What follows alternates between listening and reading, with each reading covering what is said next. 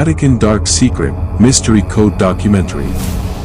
Scandal and controversy have been associated with every religion, but it seems like the tea just keeps spilling. It is from the Vatican. The walls of this powerful city have kept a lot of hidden from the world. But some stories still squirm their way out and wreak havoc around the globe. Vatican City's ecclesiastical state, famous for being the see to the Roman Catholic Church, it is an enclave inside Rome and is situated on the west bank of the Tiber River. If you look at the map of Rome, you'd be surprised there's a tiny little country within this extraordinary city. It's the home of the Holy See, and also the world's smallest entirely independent nation-state. The Vatican covers only a meager area of 49 hectares. It is total. The population is 453 people. This formidable, the historic and spiritual city is as powerful as it is sacred. No one should underestimate the influence of the Vatican, despite its incredibly small size and population. For a while now, though, the world has been suspecting that behind all the extravagance, power and influence of this city, there's something sinister. The Vatican has been sitting on a treasure, a trove of dark secrets that are slowly starting to reveal themselves. There have been many unsettling incidents in the nation's past that needs to be addressed today. We're going to tell you all about the terrifying secrets of this splendid and a prestigious nation is hiding. To make sure you stick around to the end. Before we continue, if you love this kind of content, please consider subscribing to our YouTube channel. We produce amazing videos with interesting topics in the future that are sure to interest you. You can subscribe now and hit the notification bell. Mystery Code.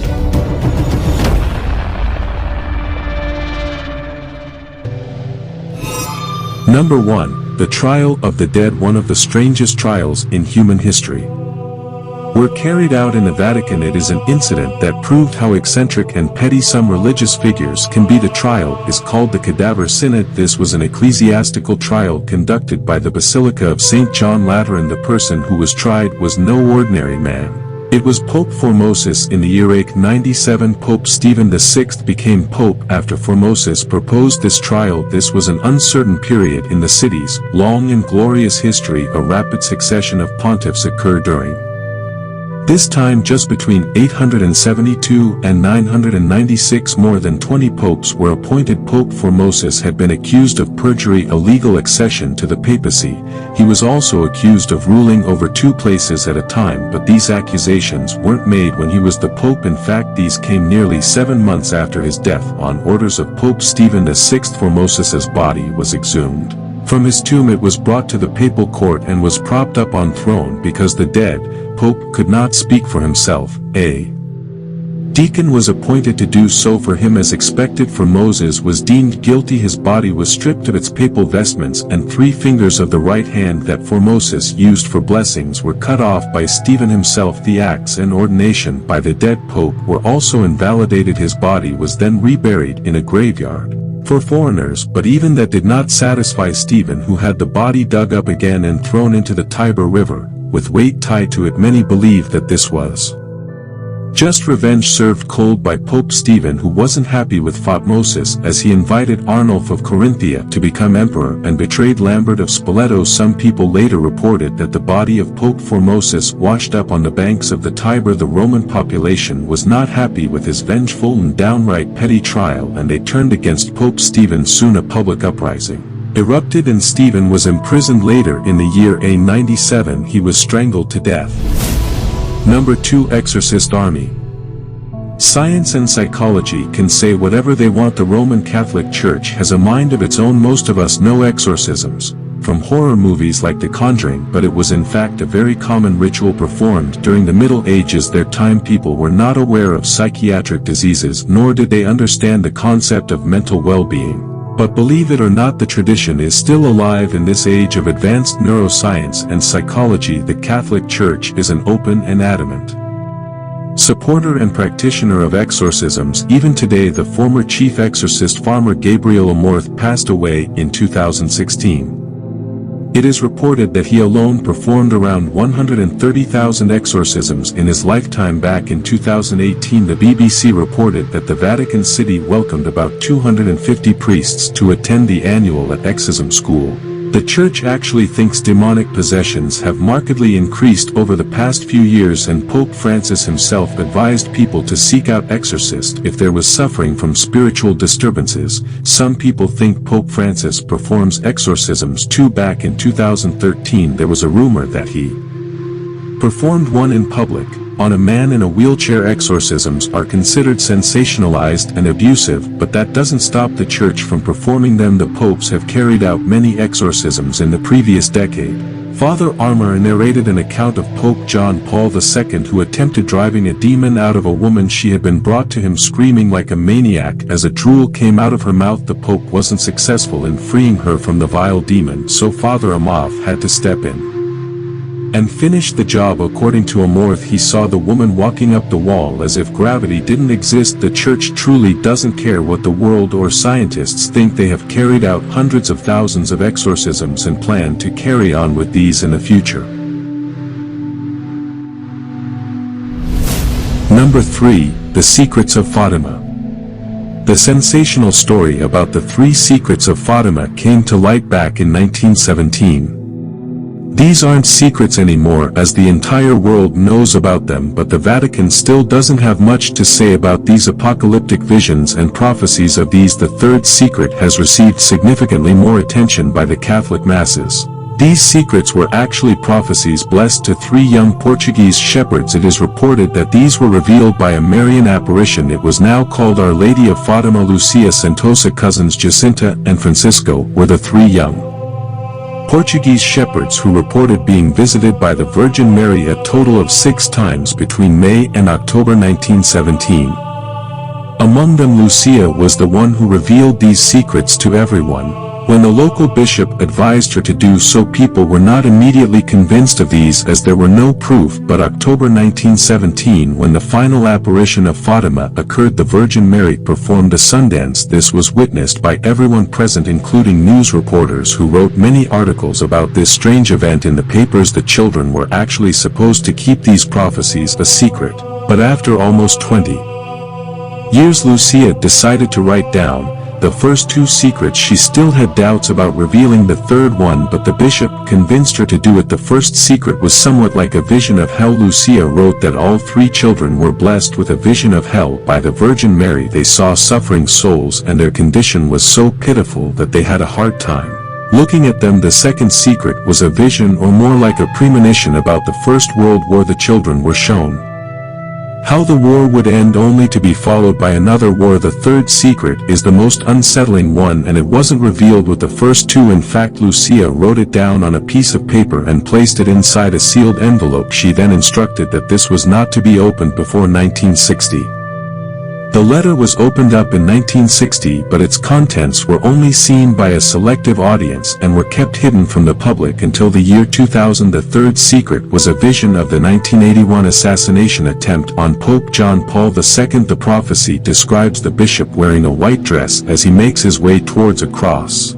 He is seen struggling to get to it as corpses of many thousands of martyrs surround him, but after he reaches the cross installed on top of a mountain, he's killed by bullets and arrows. 2 angels standing under each arm of the cross were also described by Lucia. This, however, may not be the entire 3rd secret, as many people believe that all of the contents of this letter from Lucia were not made public, and the Vatican is still keeping it a secret.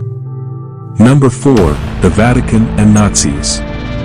Another one of the Vatican's dirty secrets is their involvement with the Nazis. It's no secret that the Vatican just silently stood and watched as Hitler and his Nazi army committed inhuman crimes and atrocities during the World War.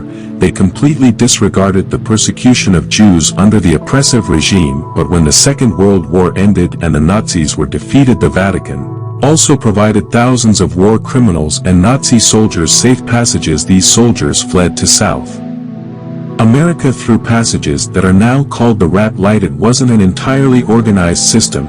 Instead, it was a kind of collaboration in which multiple institutions took part in helping the Nazis flee and avoid accountability. After the war was over, thousands of Nazi soldiers fled Europe with the Catholic Church's help. Some notable names include Franz Stengel, the perpetrator mass murder in concentration camps, Adolf Eichmann, Joseph Mengele, Klaus Barbie, Walter Ralph, and more. A Harvard Researcher named Gerald Steinecker wrote in his book The Many Red Cross Members at a soft corner for the Nazis, and they provided them travel documents to escape the Vatican, aided many Nazi fugitives despite knowing the brutalities committed by them. The document related to this Nazi-saving mission are still hidden in the Vatican archives. Researchers are however trying to gain access to these records. 5. Rwandan tragedy. Back in 2017, Pope Francis made news by officially offering an apology to the victims of the infamous Rwandan genocide. Despite trying to suppress this secret, the Vatican was unable to avoid accountability for this. It is a known fact that many members of the Catholic Church took part in the ethnic cleansing of Rwanda in 1994. Instead of attempting to save the victimized Tutsi ethnic group, the priests, nuns and other clergy members only made things worse for them. More than 800,000 Tutsis and moderate Hutus were murdered by Hutu extremists between April and June 1994. The Rwandan president triggered this violence. He was a Hutu, and when his plane was shot down, the national media and the presidential guard began the propaganda against the Tutsis. The citizens and the Interahamwe both killed the poor Tutsis. In fact, many Hutus were forced to kill their Tutsis friends and neighbors. Thousands of Tutsis sought refuge in churches but were killed by the assistance of the clergy member. In August 1994, around 5,000 people were murdered in the Netarama Catholic Church.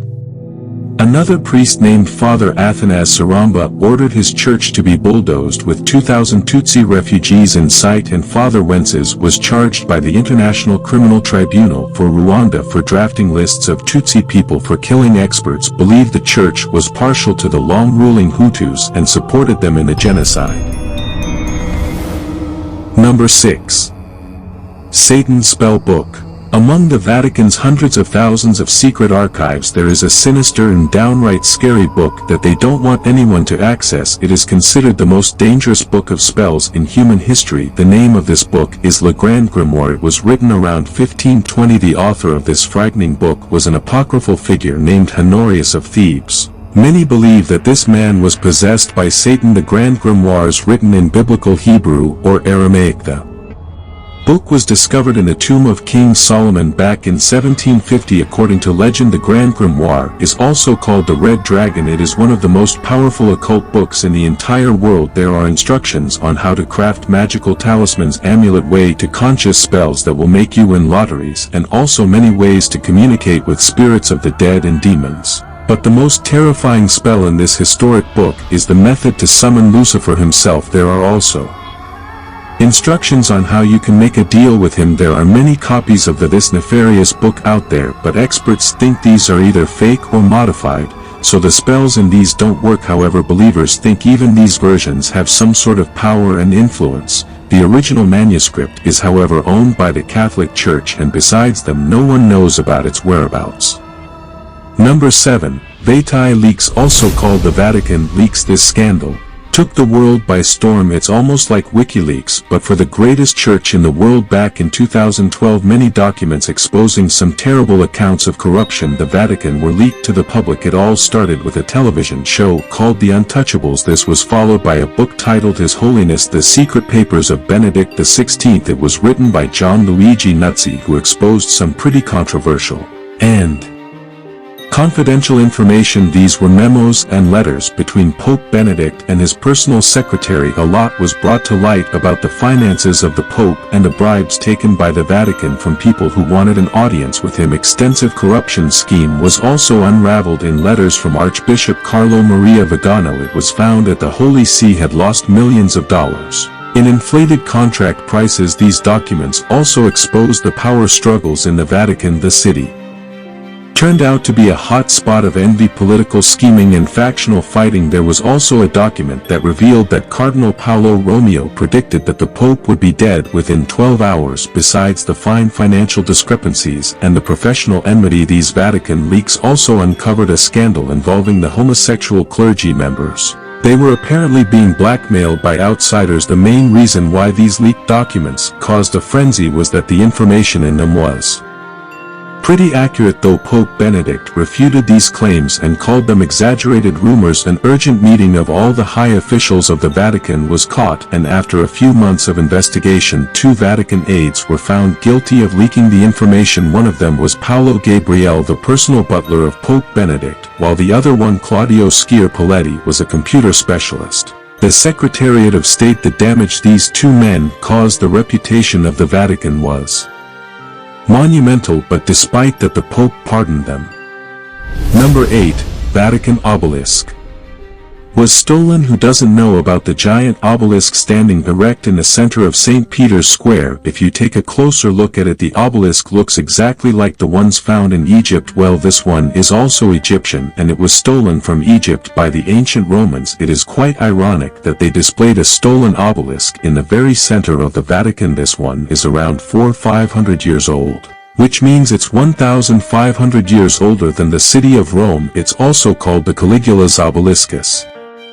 Caligula took it from Alexandria back in 37 AD. He wanted to place it in the Circus Caligula, also known as the Circus of Nero, where chariot races and many executions took place. This is where the first poor St. Peter was crucified upside down in 64 AD. The obelisk was later moved to its current location. It is the only obelisk that is still standing.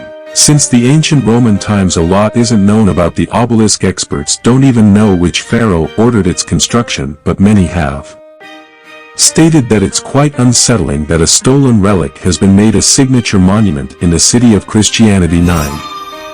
Jesus was married. It's no secret that the world knows a lot about the death of Jesus, but there is hardly any information about his life. For a few decades now there have been rumors that he lived his life like any ordinary man. There is allegedly textual evidence proving that Jesus was married to Mary Magdalene. This manuscript is from the 6th century. It was originally written in ancient Syriac, but was translated into Greek. While the translation was underway, this story of Jesus Christ marrying Mary Magdalene was discovered, but this hasn't been mentioned in the Bible. There are detailed accounts of his birth and death in the Bible, but very little is known about the 30 years he was alive. The manuscript is called the Lost Gospel, and it portrays Jesus as a normal person who fell in love, married Mary Magdalene, and had children with her. This was not taken lightly by the church, as it's quite a controversial fight. Many think that the manuscript isn't a reliable source. It is a real book from the British Library, but no one knows where it came from, when it was written, or who wrote it. The Lost Gospel also says that Mary Magdalene was the daughter of God and a co-redeemer of humanity. The manuscript emphasizes that she may have been equally important as Jesus, but there surely is an unacceptable insight for the Vatican. They have worked really hard to present Jesus as a white, powerful man after all. Number 10. The Secret Court. The Catholic justice system has a mind of his own. Certain crimes are deemed extremely bad by the Vatican, and to investigate these crimes they have a special court. An elite squad of bishops tries the people accused of these heinous crimes. This panel is called the Apostolic Penitentiary, or the Tribunal of Conscience. Was founded by Pope Alexander III back in 1179, but until 2009 no one knew this court existed. The tribunal hears case is about sins that are so terrible that only the Pope can pardon the perpetrators. Regular priests can deal with crimes like genocide, so this means the crimes that go before the Pope must be even worse. Well, not necessarily. The crimes that can lead you to trial by the Apostolic Penitentiary include trying to assassinate the Pope, exposing the identity or the sin of someone who confessed peace, engaging in sexual activity, abortion, and more. Strangely, spitting out a communion wafer is also considered an act worthy of trial by this tribunal. The Popeax is the head of this panel, and he's the only one who can grant absolution. The cases in this court are heard privately under fake credentials to protect the identity of the accused, and because the Church believes it is a matter of conscience, no one knows what kind of crimes or criminals have been before this tribunal and whether they were punished or pardoned. Number 11. Transcripts from Knights of Templar.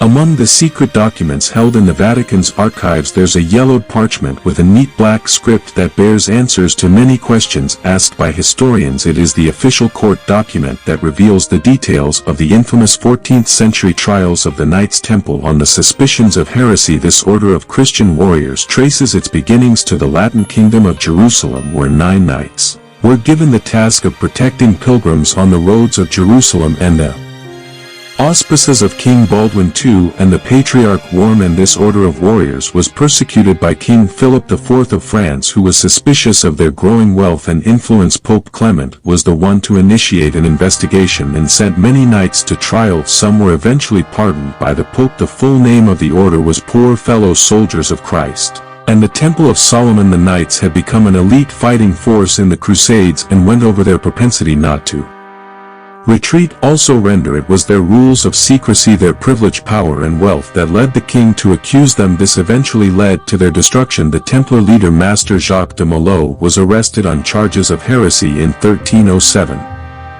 In France, many of these knights along with their leader were burned at the stake, while others were sentenced to perpetual imprisonment. Similar trials were held in many different places after France, including England, Scotland, Ireland, Germany, Spain, and Cyprus, but their outcomes were a little less horrifying.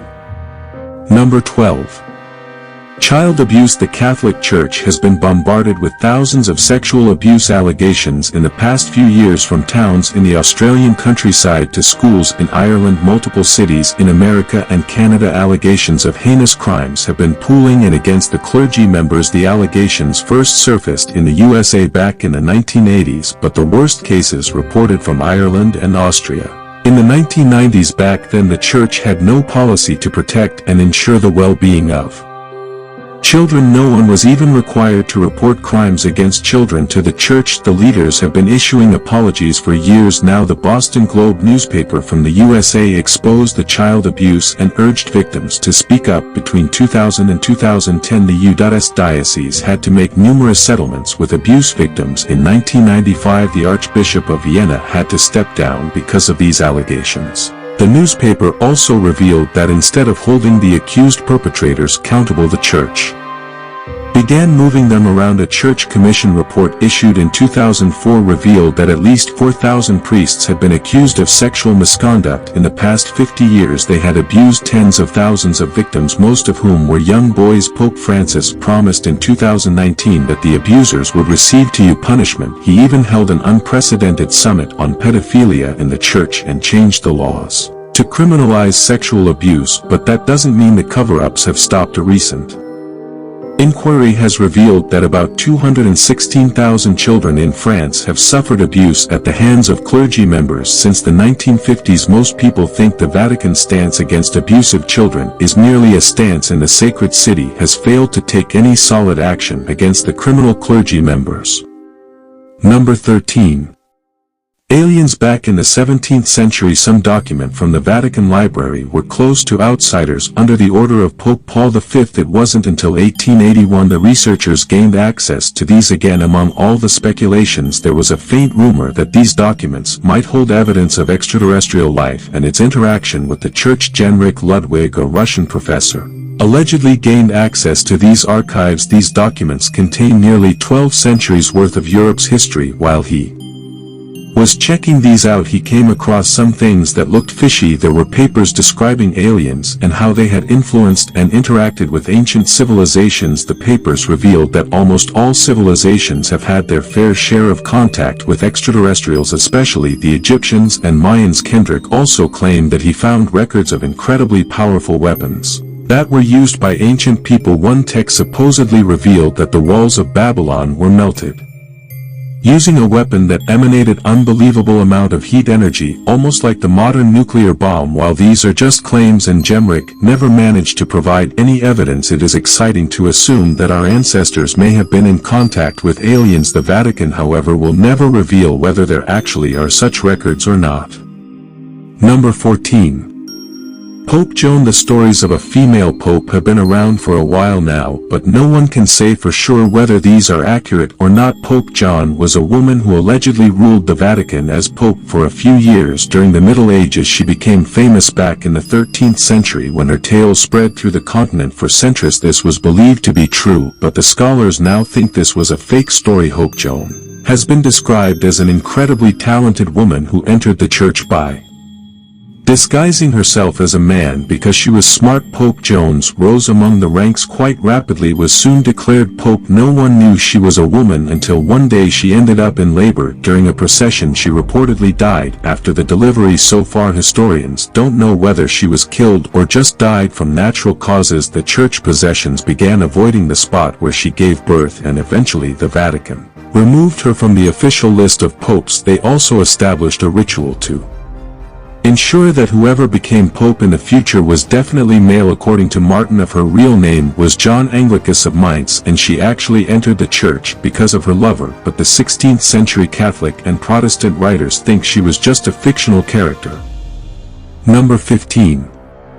Chronovisa. The Coronavisa is supposedly a device that gives its user the ability to see through time. Between the 1960s and 1990, Father Pellegrino Annetti claims that he assisted the invention of a sort of time machine called the Chronovisor. He reportedly used it to look back in time and see the crucifixion of Jesus Christ. The existence of this time machine hasn't been proven so far, but back in 2002 a book written by priest Father Francois Brunei revealed quite a lot about this. According to the book, Father Pellegrino Annetti was a Benedictine monk. He allegedly kept the device secret until the early 1960s. During the 60s he confided in Brunei and told him how 12 scientists, including Enrico Fermi and Werner von Braun, was also a former Nazi, helped build this game-changing machine. It is said to be made of cathode rays antennae and metals that receive sound and light on almost all wavelengths. The Chronovisor allowed the team of scientists to document events from the past. They believed that this machine could help them validate the teachings of the Bible. Brunei wrote that Annetti told him the device had several antennae, 3 of which were made of mysterious metals. There was also a direction finder that tuned into the era one wanted to see. A screen showed the desired event, while a recording device recorded the footage. It was more of a window into the past instead of a typical time machine. And Yeti recounted that he witnessed Marcus Tullius Cicero's speech at the Roman Senate in 63 BC. Besides that, he also saw the founding of the Roman Empire, the destruction of Sodom and Gomorrah, along with many other biblical events, until he died. And as he maintained his stance on the existence of the Chronovisa, that it had been hidden away in the Vatican for safeguarding the people who brought this device to light are long dead, but the mystery around it still persists, as the Vatican is still quite tight-lipped on the matter. There hasn't been any solid evidence supporting these claims. Could the Chronovisor be real? But if it is, then why is it being kept a secret? Tell us what you think in the comments below.